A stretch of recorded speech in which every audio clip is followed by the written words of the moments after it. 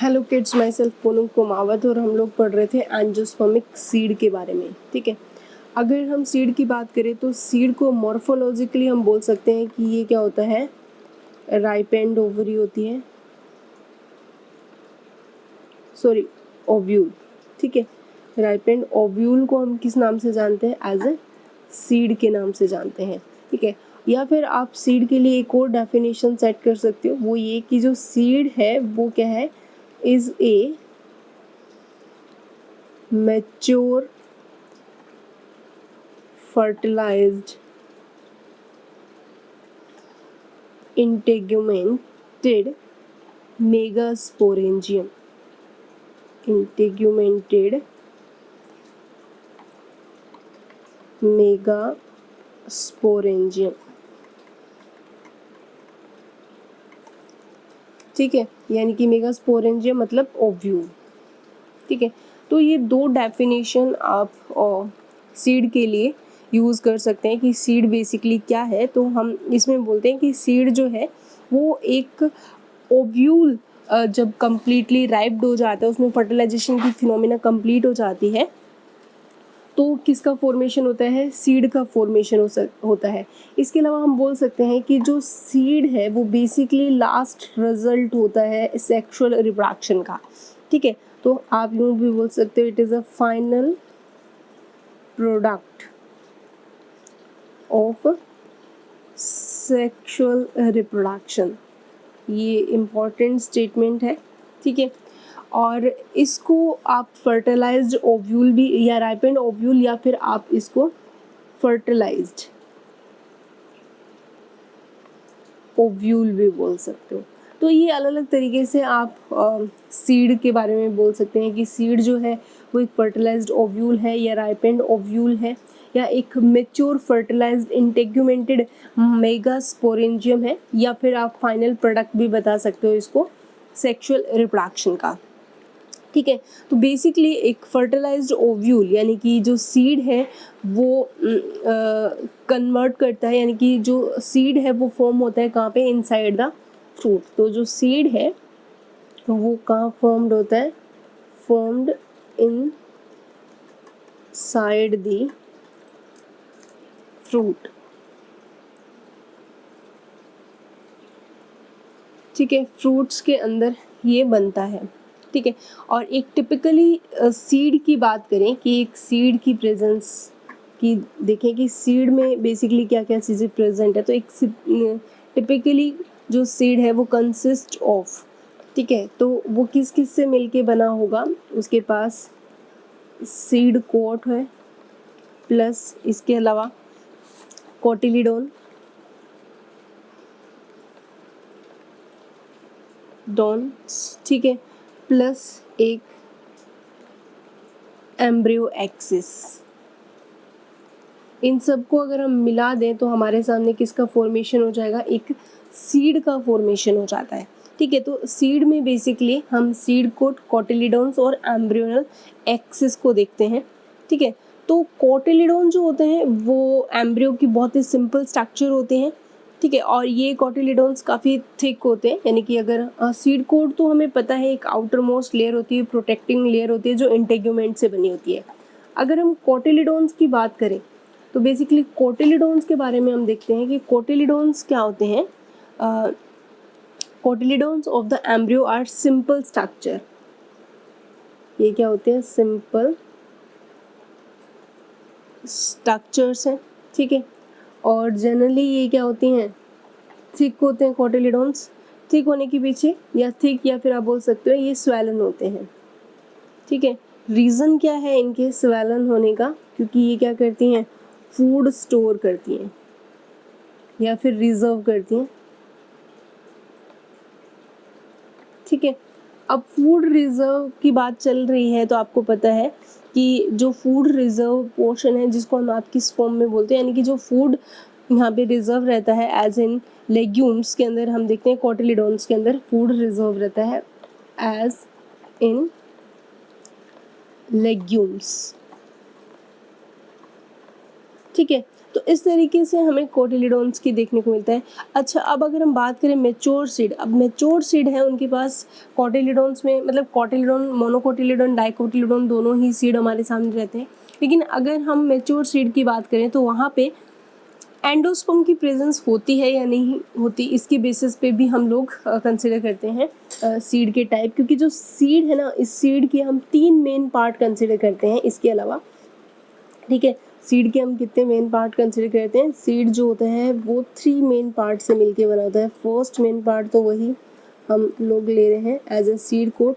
दूसरा हम बोल सकते हैं एम्ब्रियो, और प्लस यहाँ पे क्या प्रेजेंट हो सकता है? एंडोस्पर्म। ठीक है, तो हम सीड कोट हमें पता है इंटीग्यूमेंट्स से मिलके बना होता है। इंटीग्यूमेंट्स लेयर होता है टेस्टा और टेग्मा, आउटर और इनर इंटीग्यूमेंट्स लेयर होती हैं, वो सीड कोट में कन्वर्ट हो जाती है। एम्ब्रियो हम लोगों ने डिस्कशन कर लिया था, डाइकोट एम्ब्रियो और मोनोकोट एम्ब्रियो होता है। फिर आता है एंडोस्पर्म। ठीक है, एंडोस्पर्म की बात करें तो हमारे सामने एंडोस्पर्म के फॉर्म में क्या प्रेजेंट है, यानी कि हम लिखते हैं एंडोस्पर्म।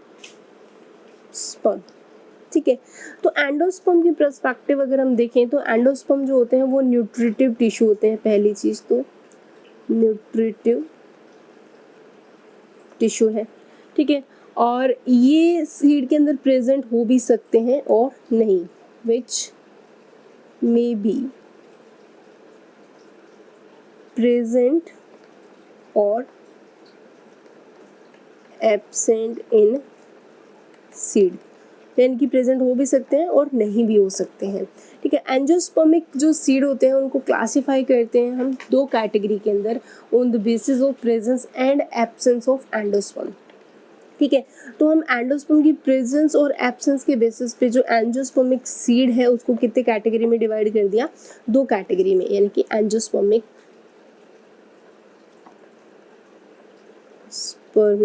जो सीड है वो डिवाइड इनटू 2 कैटेगरीज। एक जो कैटेगरी है उसको हम बोलते हैं नॉन एंडोस्पर्मिक सीड, या फिर आप इसको एक्स एल्ब्यूमिनस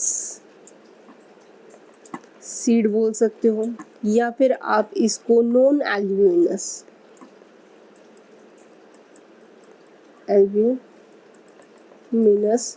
सीड भी बोल सकते हो। वहीं अगर हम बात करें सेकंड कैटेगरी की, तो सेकंड कैटेगरी में आप एंडोस्पर्मिक सीड बोल सकते हो, एंडोस्पर्मिक सीड, या फिर आप इसको एल्ब्यूमिनस सीड भी बोल सकते हो, एल्ब्यूमिनस सीड। ठीक है, तो ये दोनों इनके नाम हो सकते हैं। तो पहले हम देखते हैं जो हमारा एंडोस्पर्मिक सीड है इसके बारे में। ठीक है, तो एंडोस्पर्मिक सीड की बात करें, नाम से ही क्लियर हो रहा है एंडोस्पर्मिक सीड, तो यानी कि ऐसा सीड, यानी कि ऐसे type of seed, such type of seed do not have an endosperm. तो दैट मीन यहाँ पे मैच्योरिटी के टाइम पे एंडोस्पर्म क्या हो जाएगा? एब्सेंट हो जाएगा, यानी कि ऐसे सीड्स जिनके अंदर do not have an endosperm at maturity पे अगर हमारे पास एंडोस्पर्मिक सीड क्या हो जाते हैं? ख़त्म हो जाते हैं। तो या फिर एंडोस्पर्म का जो प्रेजेंस है वो मैच्योरेशन के टाइम पे क्या हो जाता है? ख़त्म हो जाता है। तो ऐसे सीड को हम क्या बोलते हैं? नॉन एंडोस्पर्मिक सीड या एक्स एल्ब्यूमिनस सीड के नाम से जाना जाता है। तो यहाँ पे जो एंडोस्पर्मिक टिश्यूज़ होते हैं वो सारे के सारे एब्जॉर्ब हो जा चुके होते हैं जब एम्ब्रियो डेवलपमेंट कर रहा होता है। तो हम बोल सकते हैं यहाँ पे कि जो एंडोस्पर्मिक टिश्यू होते हैं, endospermic tissues are absorbed during the development of embryo। ठीक है, तो यहाँ पे जो फूड एब्जॉर्ब फूड मटेरियल है from the endosperm is stored in cotyledon. ठीक है, इसीलिए इनके जो कोटिलिडोन्स होते हैं वो क्या होते हैं? काफ़ी स्वेलअप या फिर काफ़ी थिक होते हैं, लार्ज होते हैं, फ्लैशी होते हैं, क्योंकि इन्होंने मतलब ये जो सीड होते हैं इन्होंने सारा का सारा एंडोस्पर्म क्या कर लिया होता है, एब्जॉर्ब कर लिया होता है। इसी वजह से इनके जो सीड होते हैं उनके जो कोटिलिडोन्स होते हैं वो काफ़ी स्वेल्ड होते हैं, क्योंकि जो एब्जॉर्ब्ड फूड है जो इन्होंने एंडोस्पर्म से लिया है, absorbed food from the endosperm is stored in cotyledon.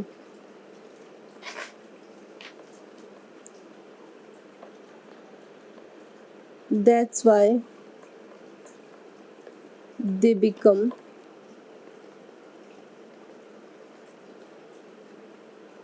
so large and fleshy.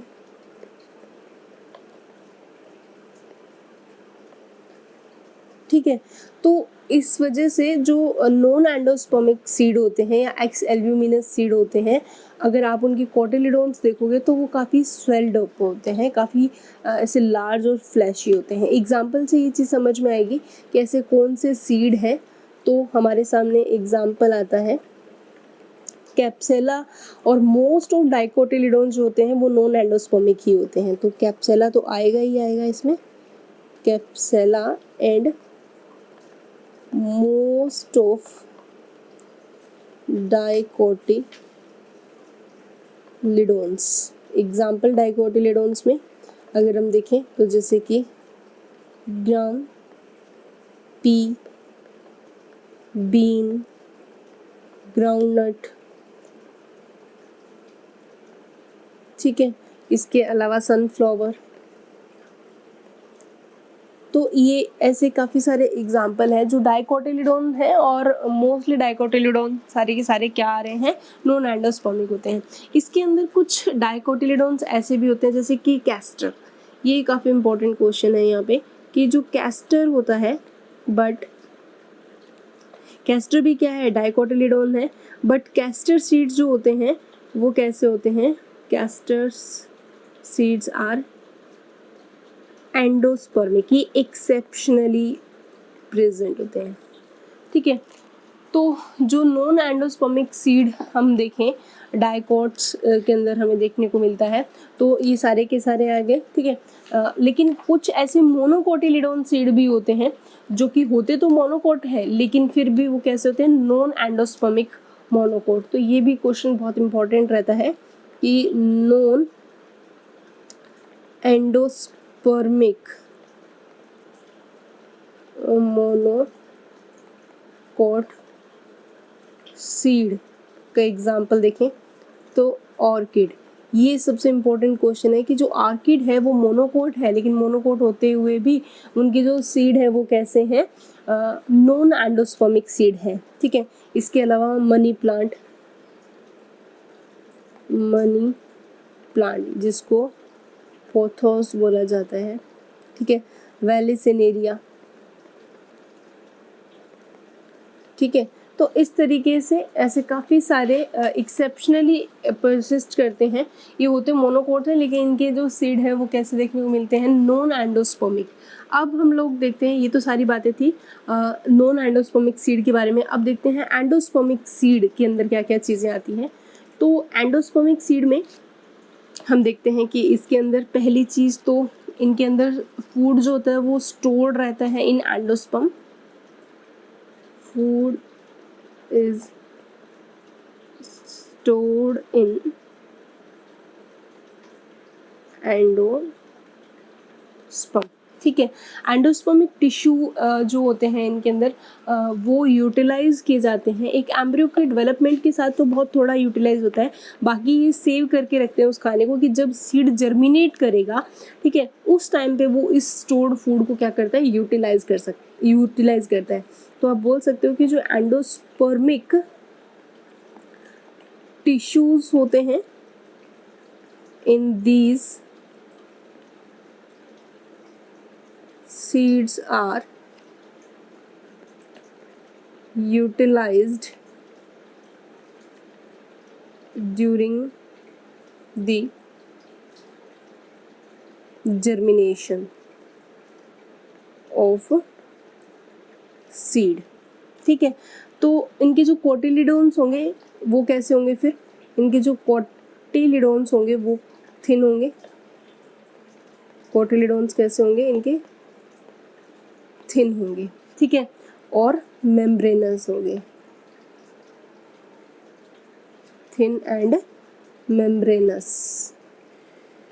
Example की बात करें यहाँ पे तो हमारे सामने क्या क्या एग्जाम्पल आएंगे। ठीक है, तो यहाँ पे हमें मोस्ट ऑफ मोनोकोट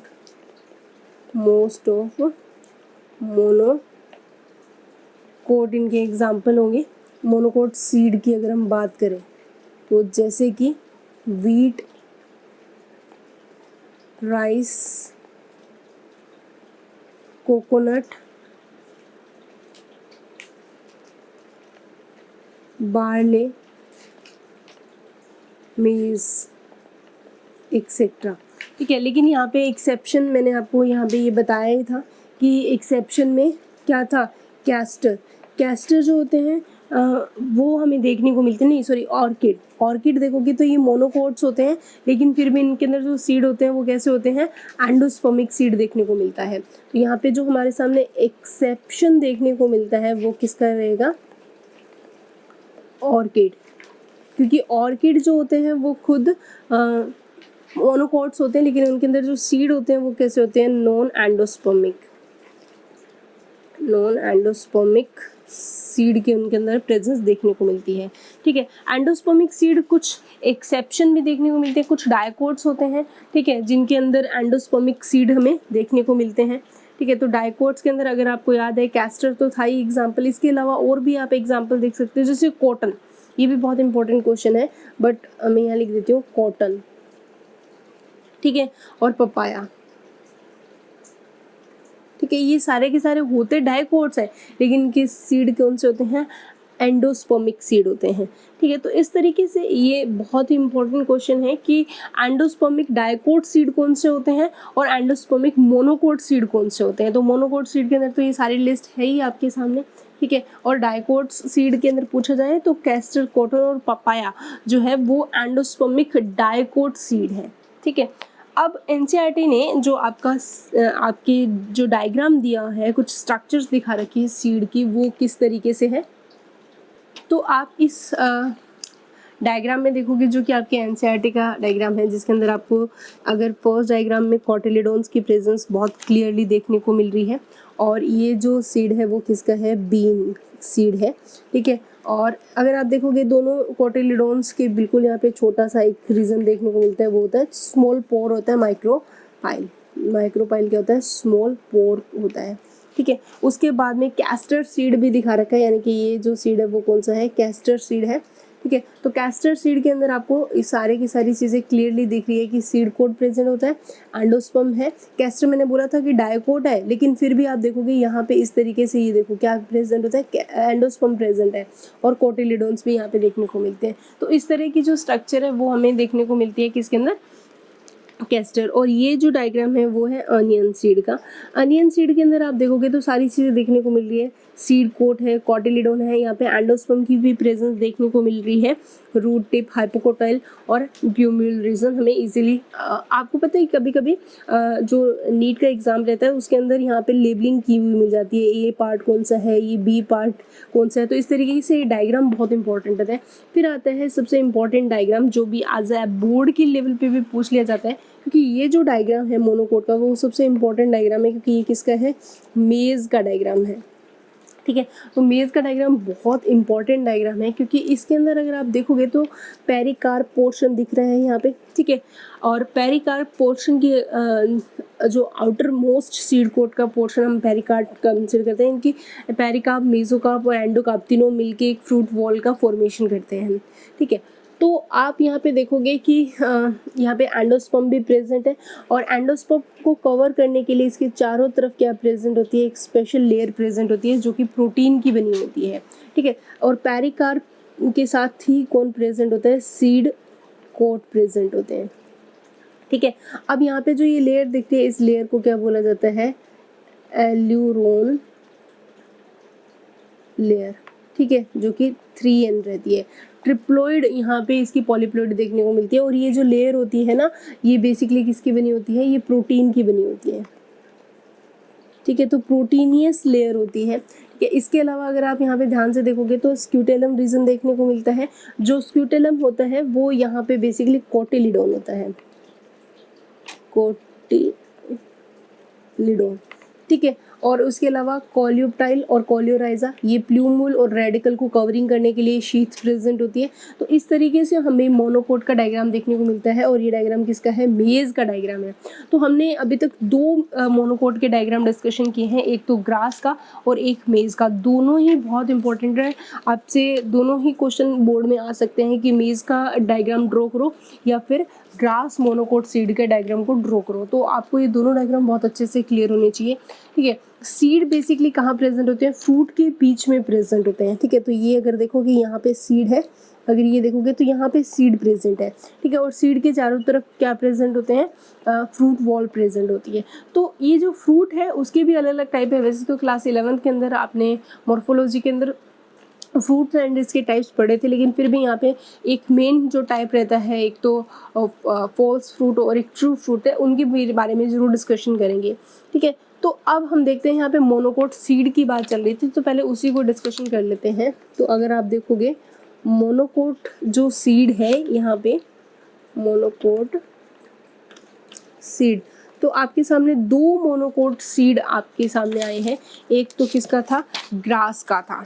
ठीक है, तो अगर ग्रास के मोनोकोट सीड को अगर हम बनाएं तो वो हमारे सामने इस तरीके से स्क्यूटेलम प्रेजेंट था, और इस तरीके से वहाँ पे हमारे सामने जो डायग्राम फॉर्म होता है वो कुछ इस तरीके से देखने को मिलता है हमें। ठीक है, तो वहाँ पे अगर आप देखोगे इस डायग्राम के अंदर तो आपके सामने देखने को होगा जो ये रीज़न यहाँ पे जो बेसिकली रीज़न था, ये कौन सा था, स्क्यूटेलम रीजन है। और स्क्यूटेलम रीजन के बाद आपको इस तरीके से यहाँ पे जो डायग्राम देखने को मिलता है वो इस तरीके से ये रीजन आपके सामने आता है। तो इस तरीके का जो डायग्राम है वो आपके सामने रहता है मोनोकोट ग्रास का। ठीक है, तो ये जो रीजन है वो क्या है, scutellum. Basically scutellum is equal to cotyledon. ठीक है, इसके अलावा आप देखोगे यहाँ पे कॉलियोप्टाइल और कॉलियोराइजा, तो मैं यहाँ पे बना रही हूँ, ये कवरिंग शीट प्रेजेंट होती है इस जगह पे। ठीक है, ये रीजन क्या है, कॉलियोप्टाइल। ठीक है, और एक नीचे प्रेजेंट होती है शीट, कवरिंग शीट, जिसको हम बोलते हैं कॉलियोराइजा, कॉलियोराइजा। ठीक है, तो इस तरीके से हमारे सामने कॉलियोप्टाइल और कॉलियोराइजा प्रेजेंट होते हैं। इसके अलावा अगर हम देखें तो यहाँ पे प्रेजेंट होती है ये जो स्ट्रक्चर है, ये वाली जो स्ट्रक्चर है ये होती है शूट अपेक्स। शूट अपेक्स मतलब प्लूमल रीजन।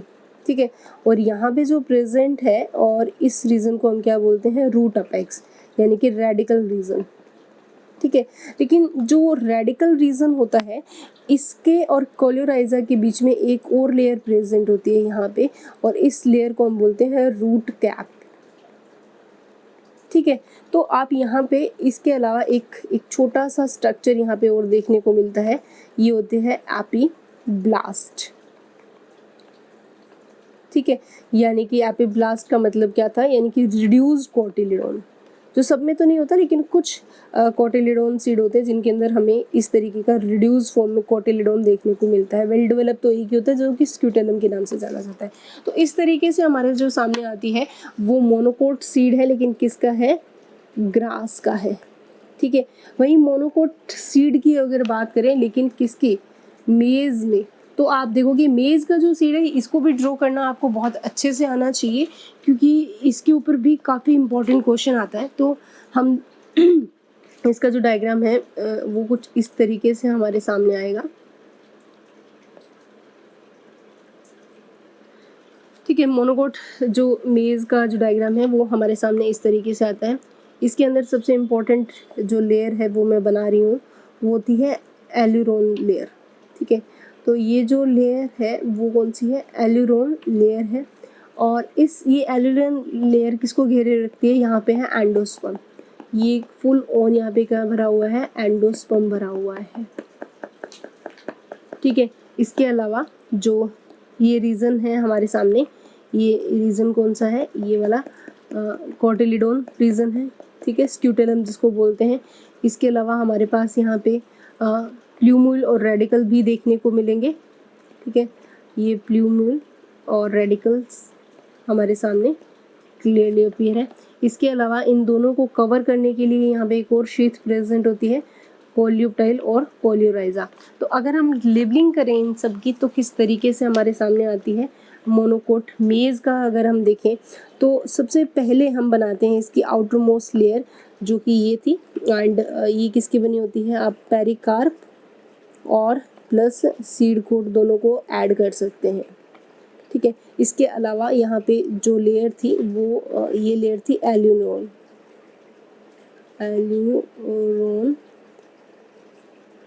लेयर जो कि 3N होती है, और ये किसकी बनी होती है, प्योरली प्रोटीन की बनी होती है, यानी कि प्रोटीन लेयर होता है। और अंदर जो इसके अंदर प्रेजेंट होता है वो होता है एंडोस्पर्म, ठीक है, स्टार्ची एंडोस्पर्म होता है, स्टार्ची एंडोस्पर्म यानी कि 3N। तो यहाँ पे एल्यूरोन लेयर और जो एंडोस्पर्म दोनों ही 3N प्लॉइडी के साथ होते हैं। इसके अलावा ये जो रीजन है यहाँ पे, इस रीजन को हम क्या बोलते हैं, ये स्क्यूटेलम है, स्क्यूटेलम यानी कि कोटिलीडोन, ठीक है। इसके अलावा आपको जो ये रीजन यहाँ देखने को मिलता है, ये रीजन प्ल्यूम्यूल रीजन है, ठीक है, और ये जो रीजन है वो कौन सा है, रेडिकल, ठीक है। और इनको कवर करने के लिए ये जो रीजन है ये है कोलियोप्टाइल,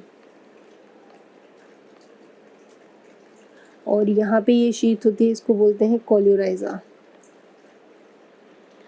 कुछ इस तरीके से हमारे सामने आता है मोनोकोट मेज का डायग्राम। तो आपको यहाँ पे जो ये दोनों डायग्राम बहुत अच्छे से क्लियर होने चाहिए, यानी कि डाइकोट और मतलब मोनोकोट के अंदर ग्रास का भी और मेज का डायग्राम बहुत अच्छे से आना चाहिए, क्योंकि ये बोर्ड में आपसे डायग्राम को ड्रॉ करवा के पूछ सकते हैं एज ए क्वेश्चन के फॉर्म में, ठीक है। तो इस तरीके से हमारे सामने जो सीड है उसकी प्रेजेंस देखने को मिलती है। ये जो थी ये सारी की सारी क्या थी, स्ट्रक्चर ऑफ सीड थी। तो हमने स्ट्रक्चर किसकी देखी है, मोनोकोट सीड की, क्योंकि डाइकोट सीड के अंदर तो डाइकोटिलीडोन एम्ब्रियो की प्रेजेंस देखने को, हमने डाइकोट के अंदर पूरा का पूरा एम्ब्रियो डेवलपमेंट देखा है, और सीड की प्रेजेंस जो है वो डाइकोट्स के अंदर लाइक बीन के अंदर हमने देखी थी डायग्राम के अंदर कि 2 कोटिलीडोन्स प्रेजेंट रहते हैं। मोनोकोट किस तरीके से रहते हैं वो आपको यहाँ पे दिखाया गया है, ठीक है। उसके बाद हम देखते हैं कि जो सीड कोट है वो किस तरीके से प्रेजेंट होता है। यहाँ पे सीड कोट, ठीक है। तो अगर हम सीड कोट की बात करें तो बेसिकली आप देखोगे जो सीड कोट होते हैं वो इंटेग्यूमेंट्स जो होते हैं ओव्यूल के, उनके हार्ड यानी कि as a tough protective layer जो बनती है वो क्या होती है, सीड कोट होता है। तो सीड कोट बेसिकली हम integuments of ovule hard and tough protective layer को हम क्या बोलते हैं, सीड कोट। तो किसके बने होते हैं ये, इंटेग्यूमेंट, ठीक है। और इंटेग्यूमेंट क्या हो जाता है, हार्ड हो जाता है एंड टफ भी, ठीक है। और सीड कोट का काम क्या है, एज ए प्रोटेक्टिव फंक्शन करता है, ठीक है। अब इन सीड कोट पे यानी कि एक छोटा सा पोर भी प्रेजेंट होता है, सीड कोट पे एक स्मॉल पोर की प्रेजेंस रहती है, और जो ये स्मॉल पोर है इसको हम किस नाम से जानते हैं, इस छोटे से पोर को बोला जाता है माइक्रोपाइल।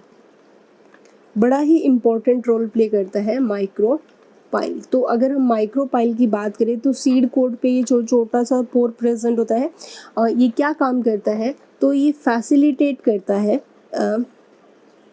फैसिलिटेट्स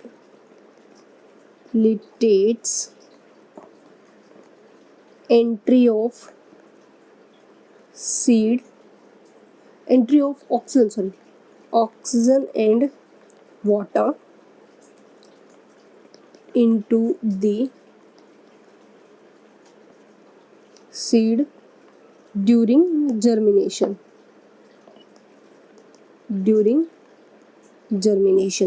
ठीक है। तो तो यहाँ पे इस तरीके से माइक्रोपाइलल रीजन बहुत इंपॉर्टेंट रोल प्ले करते हैं। ठीक है, अब अगर मैच्योर सीड की बात करें तो मैच्योर सीड के अंदर जो वाटर का कंटेंट है वो बिल्कुल ख़त्म हो जाता है।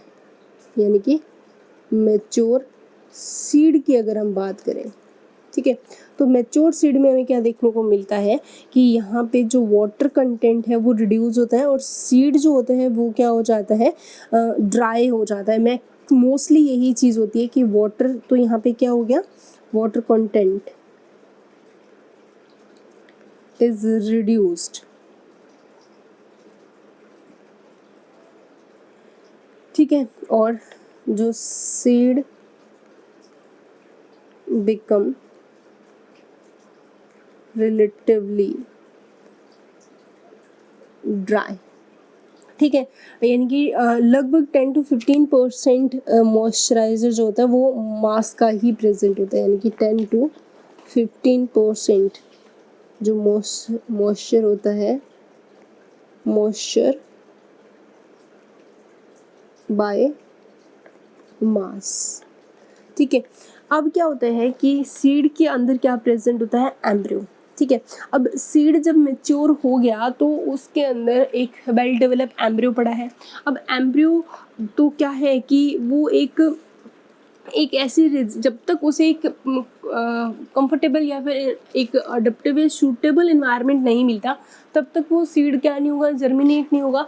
तब वहाँ पे जो एम्ब्रियो है वो किस स्टेट में प्रेजेंट रहता है, ये सबसे इम्पॉर्टेंट चीज़ है। तो मैं यहाँ बता दूँ आपको कि एक मैच्योर सीड के अंदर जो एम्ब्रियो होता है वो एक ऐसी स्टेट में एंटर कर जाता है जब उसको एक फेवरेबल कंडीशन नहीं मिलती तब। तो जो एम्ब्रियो है, एम्ब्रियो में enter a state of inactivity और इस inactivity state को हम क्या बोलते हैं, called dormancy।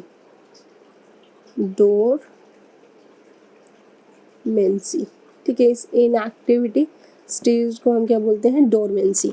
ठीक है, और हम बोल सकते हैं कि जैसे ही इनको एक फेवरेबल कंडीशन मिलती है, ठीक है, और इस तो ये क्या हो जाते हैं, जर्मिनेट होते हैं। लेकिन डोरमेंसी स्टेज के अंदर सबसे इम्पॉर्टेंट चीज़ होती है कि इस स्टेज में जो मेटाबॉलिकली एक्टिविटी होती है एम्ब्रियो की वो क्या हो जाती है, स्लो डाउन होती है।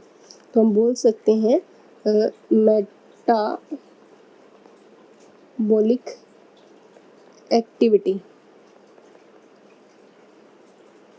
ऑफ एम्ब्रियो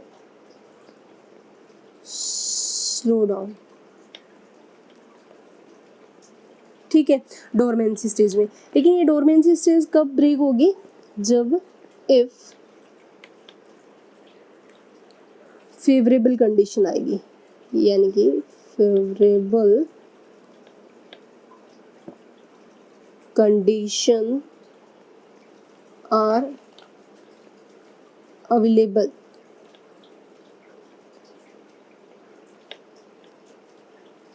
ठीक है, देन ये क्या होता है, जर्मिनेट होगा। और अगर फेवरेबल कंडीशन की बात करें तो यहाँ पे फेवरेबल कंडीशन क्या है, एक पर्टिकुलर या एडिक्टिव एक मॉइस्चराइजर की प्रेजेंस, ठीक है, ऑक्सीजन की प्रेजेंस एंड सूटेबल टेम्परेचर। ठीक है, ये एक उनकी क्या होती है, फेवरेबल कंडीशन होती है। अगर ऐसी कंडीशन सीड को मिल जाए तो सीड क्या होता है ऐसी कंडीशन में, देन जर्मिनेट। और अगर ऐसी कंडीशन नहीं मिलेगी तो वो किस में बैठा रहेगा, डोरमेंसी स्टेज के अंदर, एक इनएक्टिविटी स्टेज के अंदर, जहाँ पे मेटाबॉलिकली जो एक्टिविटीज़ होती हैं वो काफ़ी कम हो जाती है। ठीक है, तो जैसे ही ओव्यूल मैच्योर होगा तो वो किस में कन्वर्ट हो जाता है, सीड में। ठीक है, तो ओवरऑल हमें समझ में आ गया यहाँ पे कि जो mature ovule is equal to क्या हो गया, सीड। ठीक है, लेकिन ओवरी का क्या हुआ वो देखें, तो जो ओवरी है वो किस में डेवलप हो जाती है, यहाँ पे फ्रूट में। ठीक है, तो फ्रूट और इसके टाइप बेसिकली तो आपने क्लास 11th के अंदर बहुत अच्छे से पढ़े थे एनाटॉमी में, लेकिन फिर भी यहाँ पे मैं बता दूँ कि जो ट्रांसफॉर्मेशन होता है ओव्यूल से सीड में और ओवरी का फ्रूट के अंदर, ये एक साथ ही होता है, ठीक है। ऐसा नहीं है कि पहले सीड बन गया और फिर धीरे धीरे फ्रूट बनता रहता है। दोनों का जो ट्रांसफॉर्मेशन है ओव्यूल इनटू सीड और ओवरी इनटू फ्रूट, ये दोनों एक साथ ही प्रोसीड करते हैं। पहली चीज़ तो ये, यानी कि ये दोनों जो ट्रांसफॉर्मेशन है, transformation, both transformations are proceed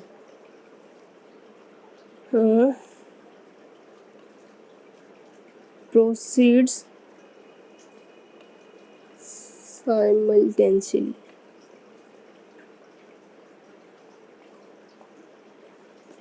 ठीक है, एक साथ दोनों ही सीड करते हैं।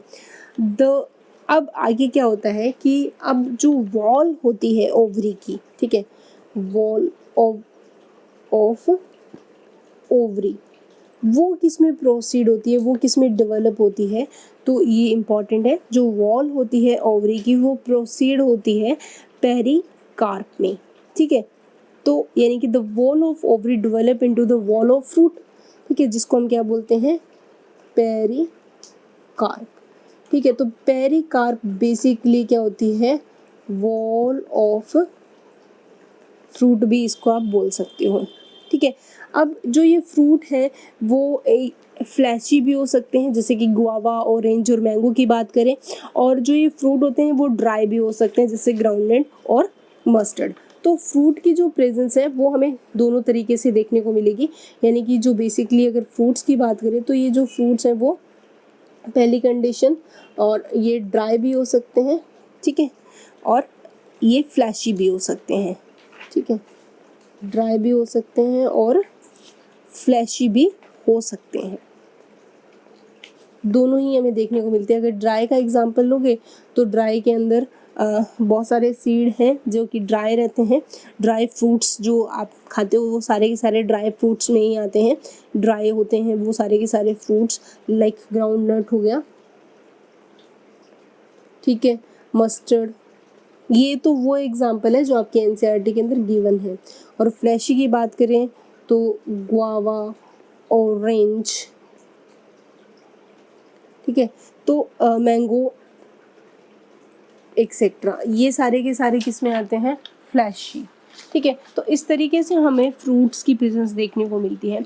अब जो ये फ्रूट्स होते हैं ये बहुत ही अच्छा सोर्स है, यानी कि ये बहुत अच्छा वे रहता है, एक अच्छा मैकेनिज्म है डिस्पर्सल ऑफ सीड का, ठीक है। मैंने कुछ ऐसे फ्रूट्स होते हैं, यानी कि सीधी सी बात है, फ्रूट्स जो है वो बेसिकली अलग अलग जगह पे ट्रांसपोर्ट किए जाते हैं, जिससे कि वो जो सीड है उसकी एक वैरायटी ऑफ एरियाज उसे मिलता रहता है जर्मिनेट होने के लिए, क्योंकि सीड जिस पेड़ से लगा है वहीं तो रहेंगे नहीं फ्रूट, वो अलग अलग जगह ट्रांसपोर्ट होंगे, जहाँ अलग अलग जगह वो ट्रांसपोर्ट होंगे तो वहाँ अलग अलग क्लाइमेट और अलग अलग एरिया उनको जर्मिनेट करने को मिलेगा। तो डिस्पर्जल ऑफ सीड के अंदर बहुत सारे फ्रूट जो होते हैं वो अच्छा रोल प्ले करते हैं, ठीक है। तो ऐसा माना जाता है कि मोस्ट ऑफ प्लांट के अंदर तो फ्रूट जो डेवलप होते हैं ओवरी से ही होते हैं मोस्टली प्लांट के अंदर, लेकिन कुछ ऐसे भी प्लांट्स हैं जिनके अंदर फ्रूट्स जो है वो ओवरी से डेवलप नहीं होते। तो हम यहाँ देखें कि जो mostly fruits develops from the ovary, ठीक है। बट कुछ ऐसा पार्ट भी होता है, but some fruits are developed from other floral part। Other floral part का मतलब क्या है, और कौन कौन से फ्लोरल पार्ट हो सकते हैं जहाँ से ये जर्मिनेट होते हैं। तो जैसे कि थैलेमस रीजन हुआ, सैपल रीजन, पैटल्स, ठीक है। थैलेमस और बेसिकली पैडिसल जो रीजन होते हैं ना, वहीं से ही जो मेन फ्रूट्स होते हैं वो डेवलप होते हैं। तो इसके बेसिस पे हम दो पार्ट में फ्रूट को क्या कर देते हैं, डिवाइड कर देते हैं। देखो, एक तो होते हैं फॉल्स फ्रूट, ठीक है। और दूसरे हमारे सामने कौन से आते हैं, ट्रू फ्रूट। ठीक है, तो फॉल्स फ्रूट का मतलब क्या है कि अगर ऐसे फ्रूट जो ओवरी से ना डेवलप होके किसी और पार्ट से ही वो डेवलप हुए हैं, यानी फ्लावर के किसी और पार्ट से ही उनका डेवलपमेंट हुआ है, तो वो फॉल्स फ्रूट रहते हैं। जैसे कि कुछ स्पीसीज में हम बात करें, एप्पल, स्ट्रॉबेरी, ठीक है, इसके अलावा कैस्यूज एक्सेट्रा। ठीक है, तो इनको ओरिजिन करने के लिए कौन सा पार्ट रिस्पॉन्सिबल होता है, thalamus.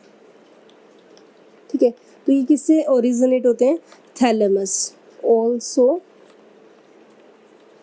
contributes to fruit formation। ठीक है, तो ऐसे फ्रूट्स को हम क्या बोलते हैं, false fruit. Most of fruits जो होते हैं वो ट्रू ही होते हैं, लेकिन कुछ ऐसे एक्सेप्शनली फॉल्स रहते हैं। तो मोस्टली तो जो फ्रूट्स होते हैं वो ट्रू फ्रूट्स होते हैं। और ये कहाँ से डेवलप होते हैं, ये develop only from the ovary. कहाँ से डेवलप होंगे, सिर्फ ओवरी से, इसीलिए इनको क्या बोला जाता है, ट्रू फ्रूट्स बोला जाता है। ऑल्दो मोस्ट ऑफ जो स्पीसीज है वहाँ पे जो फ्रूट्स जो होता है वो रिजल्ट होता है फर्टिलाइजेशन का, लेकिन कुछ ऐसी भी स्पीसीज देखने में आती है। अगर हम फ्रूट्स की बात करें तो मैं बहुत इंपॉर्टेंट चीज़ बता रही हूँ, यहाँ पे नोट डाल के लिख हो गया आप इस चीज़ को, कि जो जनरली जो फ्रूट्स जो होते हैं, fruits are the results of fertilization. ऐसा माना जाता है कि अगर फर्टिलाइजेशन होगा तभी क्या बनेगा, फ्रूट का फॉर्मेशन होगा। फर्टिलाइजेशन के बाद फ्रूट ही बनता है।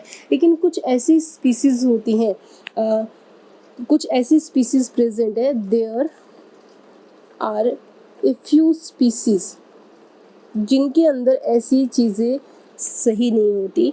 वहाँ पे आप देखोगे कि यहाँ पे फ्रूट का जो फॉर्मेशन है, in which fruits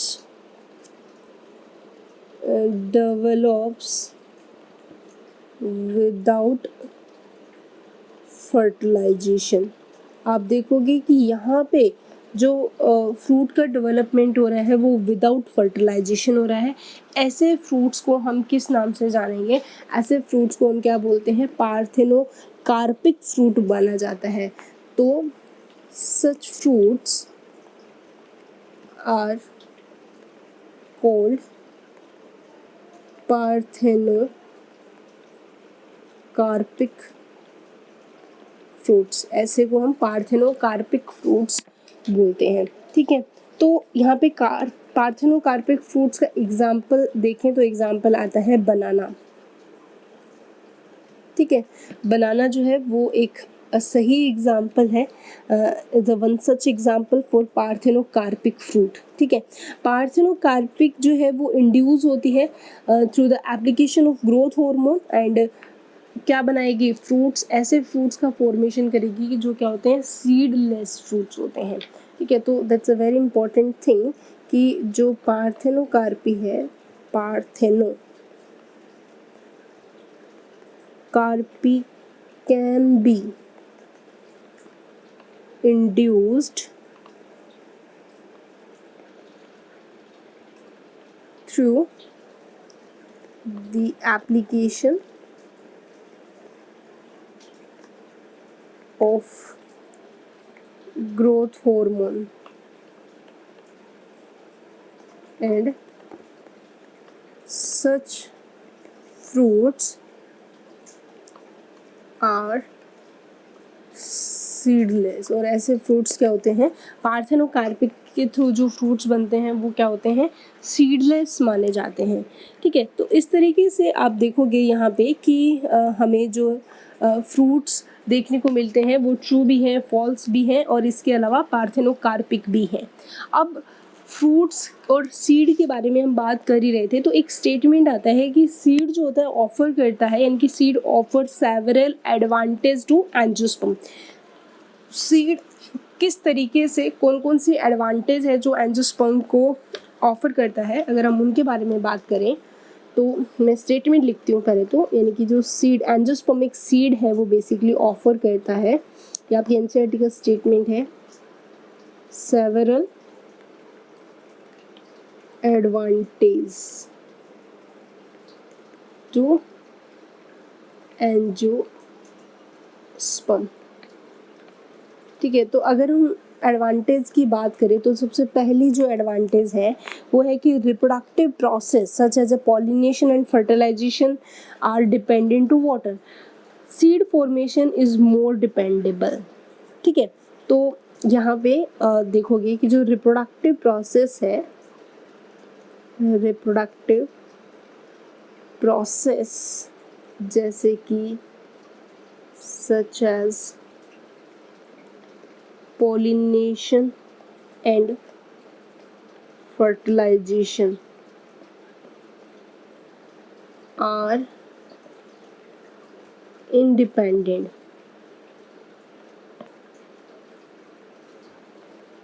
of water। ठीक है, लेकिन जो सीड फॉर्मेशन है is more dependable.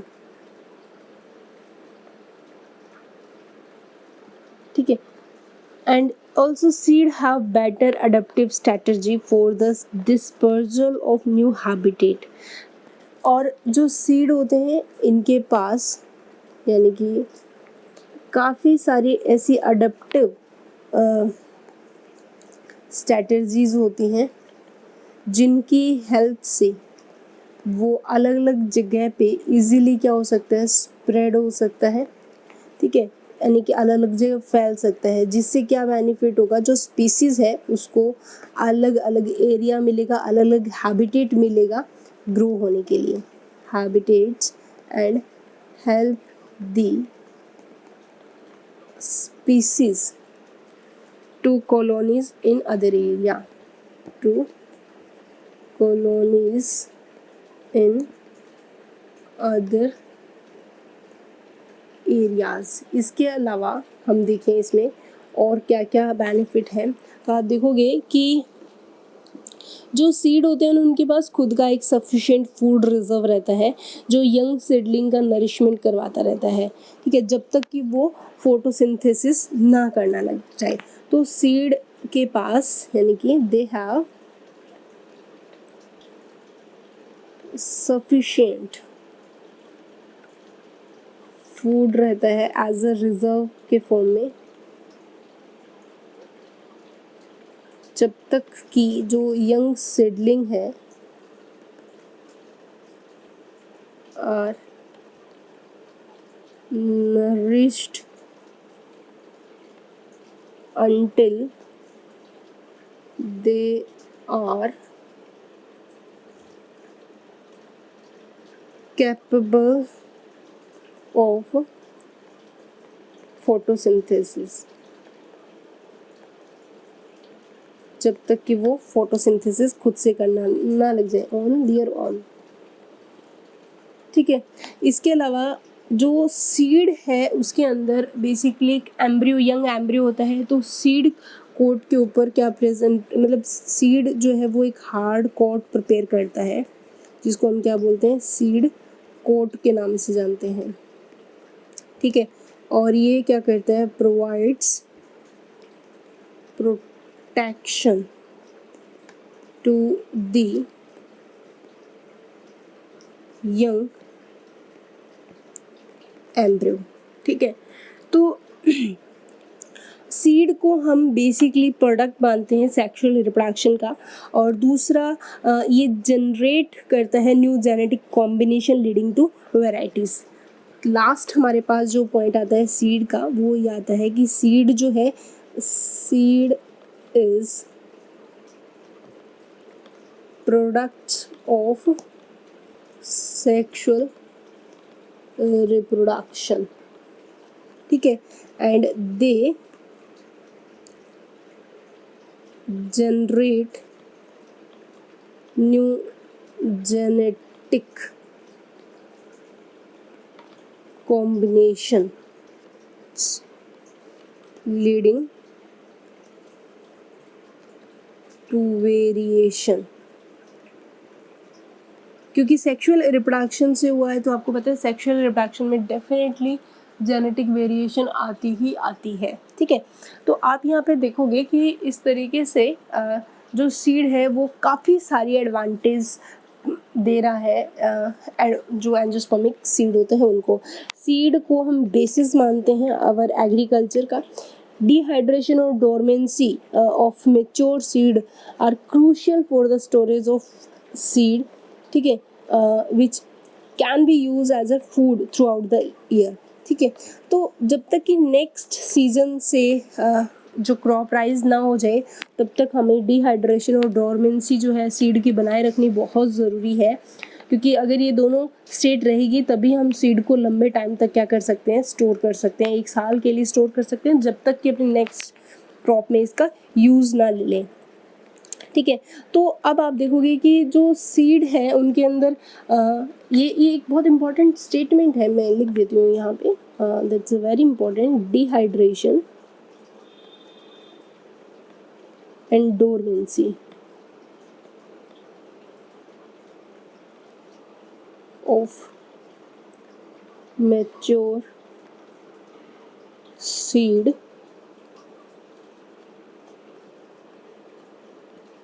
are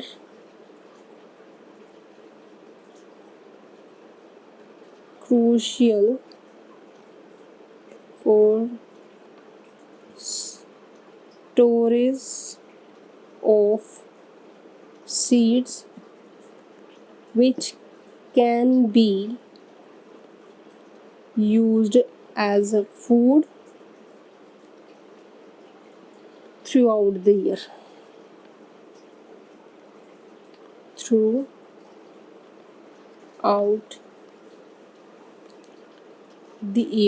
and also to rise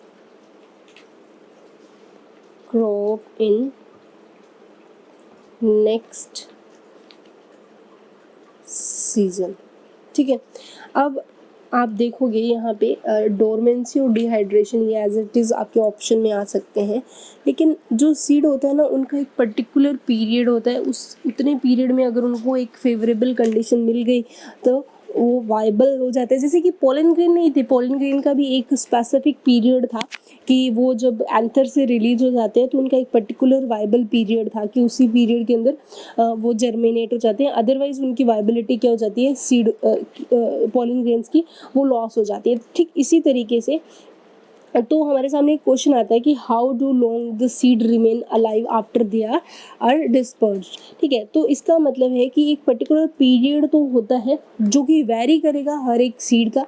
कुछ स्पीसीज के अंदर ऐसा हो सकता है कि जो वाइबिलिटी होगी वो कुछ वीक की भी हो सकती है, कुछ मंथ्स की भी हो सकती है, कुछ ईयर की भी हमें देखने को मिलती है। वहाँ पे कुछ एग्जाम्पल हमारे सामने ऐसे भी आए हैं जिनकी वाइबिलिटी यानी कि उनके अंदर जो डोरमेंसी स्टेट है वो लगभग 2000 से लेके 10,000 सालों तक भी देखने को मिली है। यानी कि 10,000 साल पहले बना हुआ सीड एक फेवरेबल कंडीशन उसके पास आती है तो वो जर्मिनेट हो जाता है। ऐसे एग्जांपल आपके एनसीईआरटी में गिवन किए गए हैं और ये नीट के बहुत अच्छे स्ट्रॉन्ग क्वेश्चंस होते हैं, ठीक है। तो हमारे पास जो क्वेश्चन आता है वो क्वेश्चन क्या है, पहले तो उस क्वेश्चन के बारे में बात करें। तो हमारे सामने क्वेश्चन है कि how long do the seed remain alive after they are dispersed, ठीक है।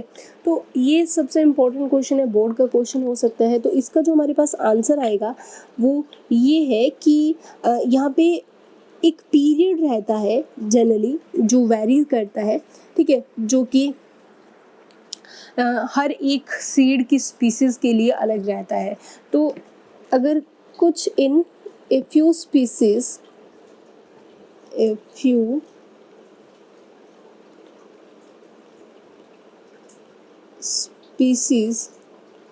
live for a few species, the seed lose viability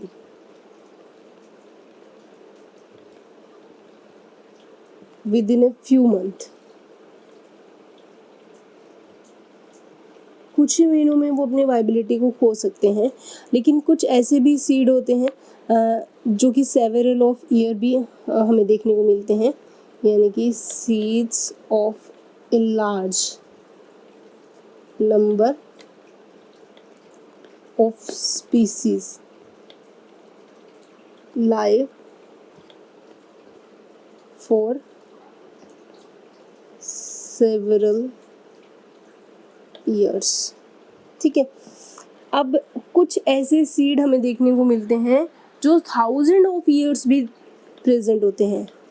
example बताऊंगी अभी। Some seeds can remain alive for hundreds of year या फिर thousands of year भी बोल सकते हो।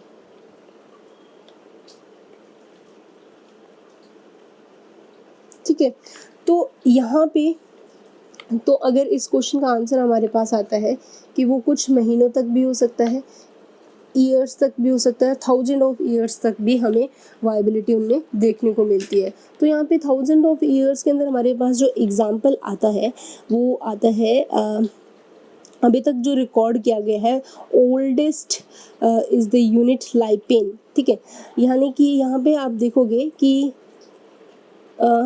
एक आर्टिक टुंड्रा से एक सीड हमें मिला है जिसकी डोरमेंसी पीरियड लगभग अभी तक 10,000 ईयर्स ऑफ मानी गई है।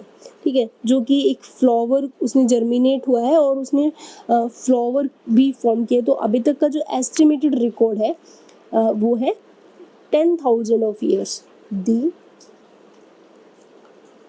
Oldest is that of a lupine. ठीक है, यानी कि एग्जाम्पल में आएगा लाइपेनस आर कीटस excavated from आर्टिक टुंड्रा। ठीक है, और इसका जो अभी तक एस्टिमेशन माना गया है, seed germinated and flowered after an estimated record जो है ऑफ 10,000 ईयर्स का है ऑफ डोरमेंसी।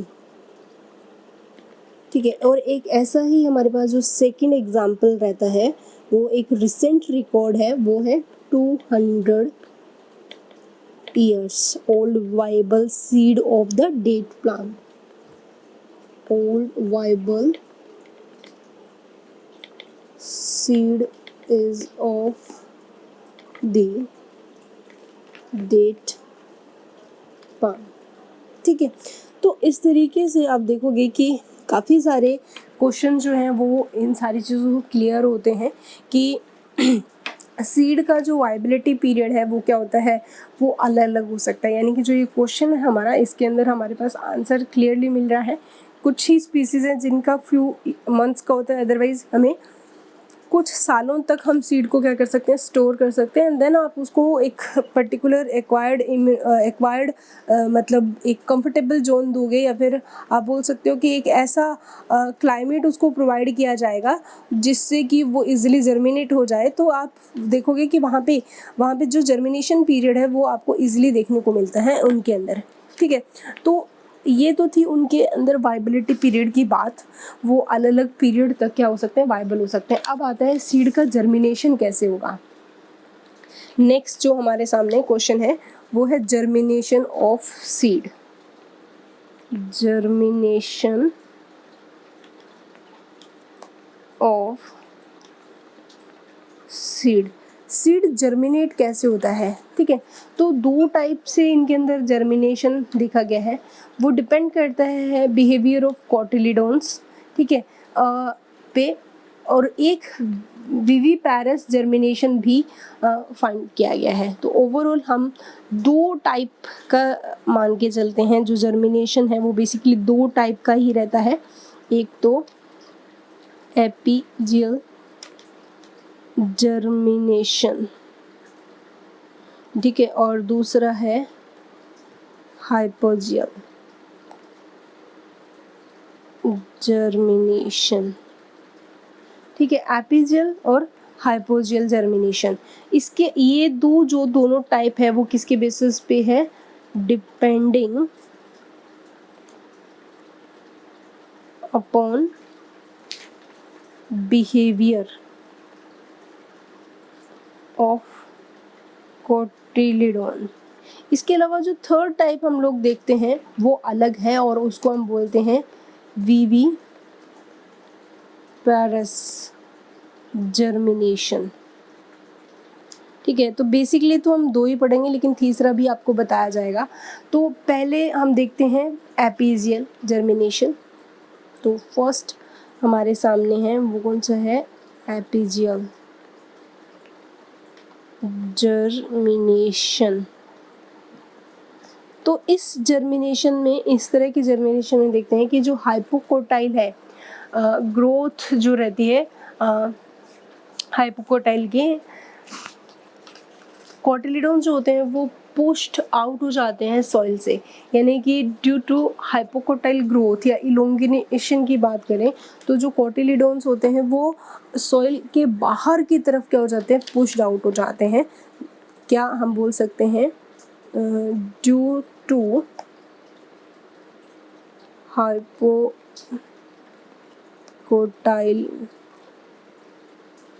ग्रोथ और elongation, cotyledon are pushed out of soil।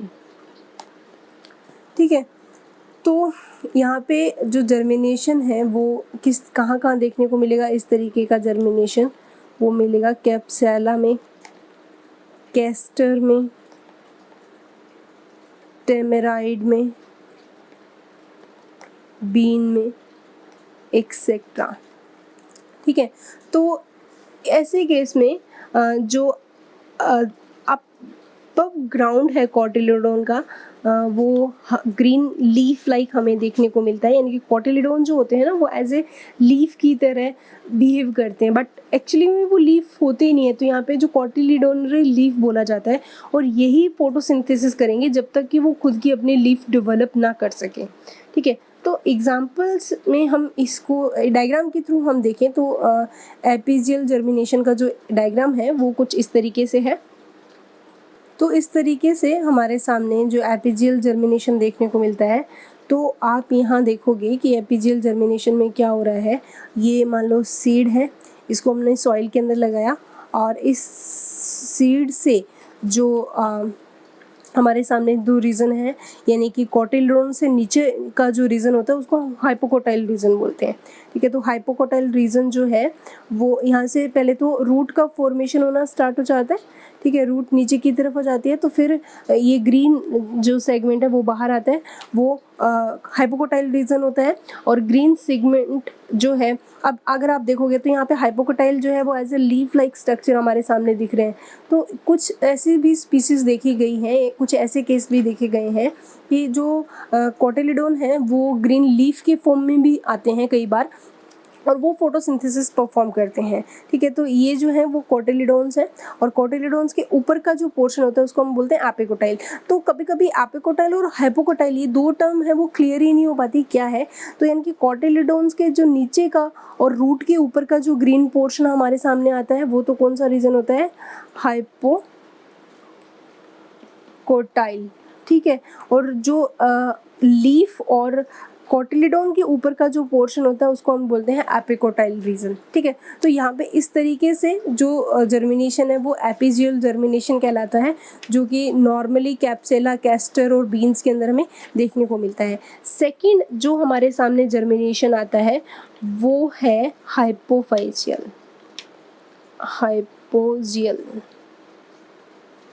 Germination.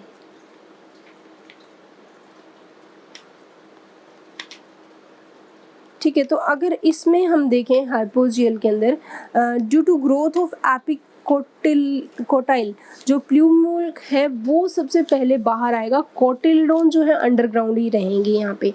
तो here due to growth in epicotyl plumule क्या हो जाएगा, वो बाहर आएगा। उसके अंदर पहले अगर एपिजियल में देखोगे कोटिलीडोन्स बाहर आए थे, देन जाके प्लूम्यूल रीजन बाहर आया। यहाँ पे पहले ही एपिकोटाइल ग्रो कर लेता है, तो प्लूम्यूल जो होता है वो पहले बाहर आ जाता है, comes out of the ground and cotyledons remain underground. ठीक है, और इस टाइप का जो जर्मिनेशन है वो मोस्टली किस में प्रेजेंट रहता है, तो एग्जांपल में एग्जांपल में आएगा मोनोकोटिलीडोन्स में। इस तरीके का हमें देखने को मिलता है। लेकिन कुछ डाइकोट्स भी हैं, डाइकोट्स भी इसके अंदर रहते हैं। ठीक है, तो एग्जांपल मेज, राइस, वीट, कोकोनट, ये इनके एग्जांपल है। ग्राम, पी, मैंगो एक्सेट्रा। तो ये सारे के सारे एग्जांपल देखोगे वो किसके देखने को मिलेंगे, हाइपोजियल। एज ए डायग्राम देखें तो दोनों का कंपैरेटिव एनालिसिस करके देखते हैं। तो आप यहाँ देखोगे कि ऐसे जो हाइपोजियल है उसके अंदर क्या होता है, मान लीजिए ये सीड है, और सीड में पहले तो जो रूट रीजन है वो बाहर निकल के ग्राउंड में चला जाता है। लेकिन यहाँ पे कोटिलीडोन बाद में आएंगे बाहर, क्योंकि कोटिलीडोन जो है उससे पहले जो एपिकोटाइल रीजन है आप यहाँ देखोगे ये ग्रोथ करता है, और हाइपोकोटाइल रीजन अभी नीचे की तरफ ही शिफ्टेड है। अब एपिकोटाइल रीजन इन कोटिलीडोन का अपर पार्ट बाहर निकल के, और पहले ये जो लीफ है ये बाहर आ गई, और कोटिलीडोन अभी भी कहाँ पे ही प्रेजेंट है, कोटिलीडोन और हाइपोकोटाइल दोनों ही ग्राउंड के अंदर प्रेजेंट है। लेकिन अगर आप एपिजियल के अंदर देखोगे तो यहाँ पे जो आपको हाइपोकोटाइल और कोटिलीडोन रीजन जो है वो पहले बाहर आते हुए नजर आएंगे, देन कहीं एपिकोटाइल और लीफ जो रीजन है वो बाहर आता है। तो इस तरीके का जो जर्मिनेशन है वो आपने देखा कि एपिजियल और हाइपोजियल जो जर्मिनेशन है वो देखने को मिलता है। जो थर्ड जर्मिनेशन होता है वो वीवी पैरस जर्मिनेशन या वीवी पैरी के नाम से जाना जाता है, जो एक स्पेशल टाइप ऑफ जर्मिनेशन होता है। तो थर्ड जो हमारे पास जर्मिनेशन है वो है वीवी पैरस जर्मिनेशन, और वीवी पैरी भी आप इसको बोल सकते हो। ठीक है, तो इस जर्मिनेशन में आप क्या देखते हो कि पहली चीज़ तो ये क्या है, एक special type of seed germination है। ठीक है। और ये बेसिकली करैक्टरिस्टिक फीचर माना जाता है मैंग्रोव वेजिटेशन के लिए, ठीक है। यानी कि जो मडी या सैलाइन कंडीशन में प्रेजेंट जो प्लांट होते हैं ना, उनके अंदर ये एक करैक्टरिस्टिक फीचर माना जाता है, which is characteristic of mangrove.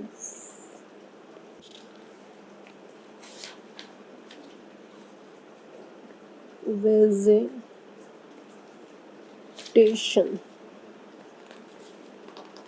found in muddy और जो saline कंडीशन होती है उनमें, ठीक है। एग्जाम्पल की बात करें तो जैसे कि राइजोफोरा, ठीक है, सेरिपस ब्रेगुरिया एक्सेट्रा, यहाँ पे ये एग्जाम्पल है। तो यहाँ पे क्या होता है, here there is no resting period of embryo, ठीक है। तो यहाँ पे सीधा ही एम्ब्रियो बना और बनते ही वो हैंड टू हैंड क्या हो जाता है, जर्मिनेट हो जाता है। दैट मीन कि वो फ्रूट के अंदर है, फ्रूट के अंदर ही बैठा बैठा ही क्या हो जाता है, जर्मिनेट हो जाता है। तो सीधी सी बात बोले तो यहाँ पे कोई भी जर्मिनेशन करने के लिए एम्ब्रियो के पास रेस्टिंग पीरियड नहीं होता। तो here there is no resting period of embryo and germination occurs inside the fruit, ठीक है। तो जबकि फ्रूट अभी भी क्या होगा, पेरेंट्स प्लांट से अभी भी अटैच होगा। मैं ये भी स्पेसिफिक मेंशन कर देती हूँ, attached to the parent plant, ठीक है। तो सीधी सी बात, पेरेंट से अभी फ्रूट अटैच है, यानी कि प्लांट जो है उससे अभी फ्रूट अटैच है और उस फ्रूट के अंदर जो सीड है वो जर्मिनेट हो गया। तो ऐसा जर्मिनेशन इन सीटू, यानी कि इनसाइड द फ्रूट और पेरेंट बॉडी के अंदर ही जर्मिनेशन हमें देखने को मिलता है। तो इनसाइड द बॉडी यानी कि इन सीटू, जहाँ बना वहीं जर्मिनेट हुआ, तो इसलिए इसको इन सीटू जर्मिनेशन के नाम से भी जाना जाता है, ठीक है। तो ये जो सीड की स्पेशल कंडीशन है ना, तो वो अलग स्पेशल कंडीशन है, वो स्पेशल प्लांट्स के अंदर या स्पेसिफिक एनवायरमेंटल कंडीशन में ही पॉसिबल है, हर जगह नहीं पॉसिबल होती, ठीक है। तो ये सारे के सारे जो पॉइंट्स थे वो सीड जर्मिनेशन से थे। अगर फैक्टर की बात करें कि सीड जर्मिनेशन की फिनोमेना को कौन कौन से फैक्टर है वो अफेक्ट करते हैं, तो ये भी इम्पॉर्टेंट क्वेश्चन है, फैक्टर अफेक्टिंग सीड जर्मिनेशन, ठीक है।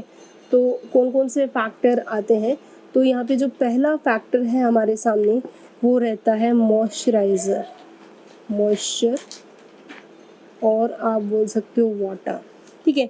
तो मोस्ट इम्पॉर्टेंट फैक्टर है जर्मिनेशन ऑफ सीड का, क्योंकि जनरली सेल जो होती है एम्ब्रियो की, उनके अंदर 10 से 15% ही वाटर होता है डोरमेंसी पीरियड के अंदर, बहुत कम पानी होता है। तो ऐसी कंडीशन में वो जर्मिनेट नहीं कर सकता, ठीक है। तो आपके लिए यहाँ पे एक स्टेटमेंट भी था कि देखो, अगर फर्टिलाइजेशन के जो प्रोसेस है, पॉलिनेशन और फर्टिलाइजेशन, इनके लिए भले ही पानी की ज़रूरत ना हो, लेकिन सीड जो फॉर्मेशन और उसके डेवलपमेंट की बात चल रही है, तो वहाँ पे हमें पानी की रिक्वायरमेंट बहुत ज़्यादा रहती है। तो डोरमेंसी पीरियड के अंदर बात करें तो डोरमेंसी पीरियड में जो सीड है, या फिर हम बेसिकली एम्ब्रियो की बात करें, तो इसके अंदर हमारे पास जो सेल्स ऑफ एम्ब्रियो है उनके अंदर पानी की जो परसेंटेज है वो 10 से 15% पानी की प्रेजेंस देखने को मिलती है,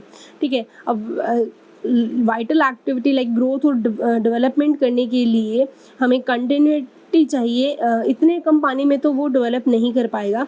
तो एक एक्टिव लाइफ प्रोसेस करने के लिए वाटर मस्ट बी प्रेजेंट, ठीक है। और तो अगर एक्टिव लाइफ की बात है, यानी कि जर्मिनेशन की बात चल रही है, जर्मिनेशन, तो उसके लिए हमें लगभग 70 to 90% वाटर की प्रेजेंस चाहिए होती है, ठीक है, तभी वो कहीं जाके जर्मिनेट कर पाएगा। तो सीधी सी बात है कि जो वाटर है उस वाटर को सीड क्या करेगा, एब्जॉर्ब करेगा सीड, और सीड एब्जॉर्ब करके क्या हो जाएगा, स्वेलअप हो जाएगा, और स्वेलअप होके अपने साइज को क्या करेगा, इंक्रीज करेगा, और वो ब्रस्ट होके फिर क्या करने लग जाएगा, जर्मिनेशन, ठीक है।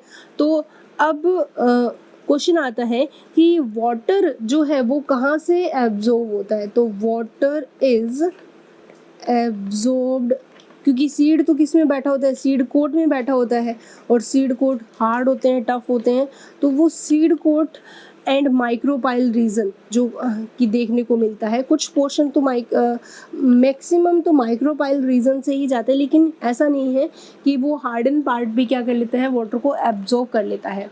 सेकंड जो हमारे पास फैक्टर रहता है वाटर के बाद, वो आता है ऑक्सीजन, ठीक है, यानी कि O2। तो सेल डिवीज़न है, सेल इलोंगेशन है, ठीक है, और एनर्जी की रिक्वायरमेंट है, इन सारी कंडीशन के लिए ऑक्सीजन बहुत ही इम्पॉर्टेंट है। ऑक्सीजन जो है बेसिकली ज़रूरी होती है, एसेंशियल फॉर ऑक्सीडेशन प्रोसेस, किसके लिए, ऑक्सीडेशन प्रोसेस करने के लिए ऑक्सीजन बहुत ज़रूरी होती है। अपर सरफेस जो होता है सॉइल का, वहाँ पे सफिशिएंट अमाउंट होता है O2 का, और हेल्दी सीड जर्मिनेशन के लिए ऑक्सीजन की प्रेजेंस बहुत ज़रूरी होती है। वैसे तो healthy germination of seed does not take place in the absence or decrease amount of oxygen in deep soil. So अगर हमें सीड को जर्मिनेट करना है तो सॉइल से लगभग 5 से 7 सेंटीमीटर डीप में ही हमें उसको ग्रो करना चाहिए, ताकि उसको इजीली क्या मिल सके, ऑक्सीजन मिल सके। थर्ड जो हमारे पास पॉइंट आता है वो है टेम्परेचर, ठीक है। तो टेम्परेचर भी एक बहुत इम्पॉर्टेंट फैक्टर है। एक सूटेबल टेम्परेचर चाहिए होता है सीड जर्मिनेशन करने को, क्योंकि जो सेल का, प्लांट सेल है या एम्ब्रियो सेल है, उनका जो प्रोटोप्लाज्म है और जो एंजाइम है वो एक पर्टिकुलर टेम्परेचर में ही वर्किंग रह सकते हैं। यानी कि एक बहुत ज़्यादा अमाउंट में टेम्परेचर हुआ और बहुत कम डिग्री में टेम्परेचर हुआ, तो वहाँ पे यानी कि 0 डिग्री से लेके अगर 5 डिग्री या अबव द 45 डिग्री, ये जो टेम्परेचर है इनके अंदर सीड जर्मिनेट नहीं होता। कहाँ से कहाँ, 0 degree to 5 degree Celsius and above the 45 degree Celsius, इस टेम्परेचर पे सीड कभी भी जर्मिनेट नहीं होगा। डू नॉट जर्मिनेट, इस कंडीशन में कभी भी सीड जर्मिनेट नहीं होगा। तो एक फेवरेबल कंडीशन की बात करें सीड जर्मिनेशन की, तो फेवरेबल जो टेम्परेचर हमारे सामने आता है वो रहता है 20 to 25 डिग्री सेल्सियस, ठीक है, for seed germination. Fourth point जो हमारे सामने आता है वो आता है फूड और न्यूट्रिशन, क्योंकि भाई अभी आपको पता है एम्ब्रियो जो है वो इतना ज़्यादा डेवलप नहीं हुआ कि वो अपना खाना खुद से बना सके। तो एम्ब्रियो को ग्रो करने के लिए एक सफिशिएंट अमाउंट ऑफ फूड की ज़रूरत होती है, और एम्ब्रियो जो है, हम बोलते हैं कि एम्ब्रियो डिपेंड करता है किसके ऊपर, खाने न्यूट्रिशन के लिए स्टोर्ड फूड पे, ठीक है। और ये जो स्टोर्ड फूड है वो या तो कॉटिलिडोन बोल सकते हो या फिर एंडोस्पर्म के फॉर्म में उनके अंदर प्रेजेंट होता है, ठीक है, जो कि जर्मिनेशन पीरियड के अंदर उनको खाना प्रोवाइड करवाता है, क्योंकि जब तक कि वो अपना खाना खुद से ना बनाने लग जाए, जब तक कि प्लूमूल से लीफ ना बन जाए। और लास्ट जो फैक्टर आता है हमारे पास वो आती है लाइट, ठीक है। तो लाइट जो है वो most of plant do not require light up to the formation of first leaf, लेकिन फिर भी लाइट का बहुत इंपॉर्टेंट रोल रहता है सीड जर्मिनेशन करने के लिए, ठीक है। तो लाइट को फिर भी आप फॉर ग्रांटेड कर सकते हो, क्योंकि मोस्ट ऑफ प्लांट के अंदर लाइट की रिक्वायरमेंट नहीं होती, कुछ ही प्लांट होते हैं जहाँ पे जर्मिनेट करने के लिए लाइट की प्रेजेंस की ज़रूरत होती है। तो आप इसको तो ना ही कंसिडर करो। अब हमारे पास फूड, टेम्परेचर, ऑक्सीजन और वाटर, 4 मेन फैक्टर रहते हैं जो कि सीड जर्मिनेशन की फिनोमिना को क्या करते हैं, अफेक्ट कर सकते हैं, ठीक है। तो आपको ये सारे के सारे जो पॉइंट्स हैं वो अच्छे से क्लियर होने चाहिए। नेक्स्ट क्लास के अंदर हम लोग देखेंगे कि ये तो सारी कहानी सेक्सुअल रिप्रोडक्शन की थी, जहाँ पे फर्टिलाइजेशन की फिनोमिना कंप्लीट हो रही थी, लेकिन ऐसा भी कुछ मेथड्स होते हैं फ्लावरिंग प्लांट के पास कि वो सेक्सुअल रिप्रोडक्शन की तरह स्टार्टिंग तो वैसे करते हैं, लेकिन उनका जो रिजल्ट होता है वो एसेक्सुअल रिप्रोडक्शन से की तरह ही होता है। तो हम यूँ बोल सकते हैं काइंड ऑफ एसेक्सुअल रिप्रोडक्शन जो कि एक फ्लावरिंग प्लांट परफॉर्म करते हैं। तो क्योंकि लोअर कैटेगरी के जो प्लांट थे वो तो एसेक्सुअल रिप्रोडक्शन परफॉर्म कर सकते हैं, लेकिन जो हायर डेवलप्ड प्लांट होते हैं उनके अंदर सेक्सुअल रिप्रोडक्शन ही मोस्टली प्रेजेंट होता है। लेकिन एक और मैथड होता है एपोमिक्सिस, तो उसके बारे में हम नेक्स्ट क्लास में पढ़ेंगे। तब तक के लिए stay happy, keep studying, thank you.